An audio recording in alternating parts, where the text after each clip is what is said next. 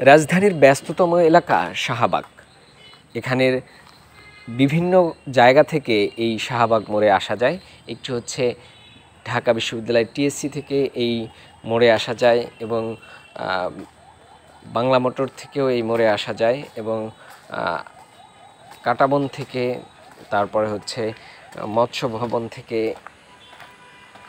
এই পথ দিয়ে আসা যায় এবং চতুর্মুখী এই জায়গাটি দিয়ে বাস থেকে শুরু করে বিভিন্ন যানবাহন চলাচল করছে।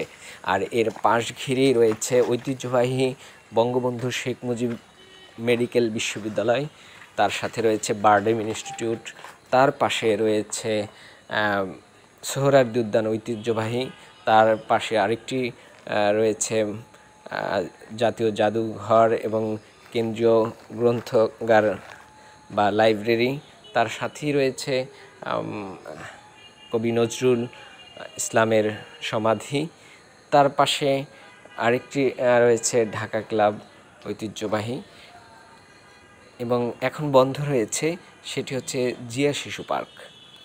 আর এই গোলচত্বরের পাশেই রয়েছে বেশ কয়েকটি বটগাছ। তার উপর দিয়ে গেছে মেট্রো রেল, এই মেট্রো রেল দিয়ে চলাচল করছে মানুষ। এটি হচ্ছে মেট্রো রেলের স্টেশন। এখান থেকে মানুষ নিচ থেকে উপরে উঠে চলাচল করে। এই মেট্রো রেলের জায়গায় এটি হচ্ছে মেট্রো রেল এখান থেকে যাতায়াত করে। আপনাদেরকে দেখাবো একটু পরেই যে মেট্রো রেল এখান থেকে চলে যাচ্ছে।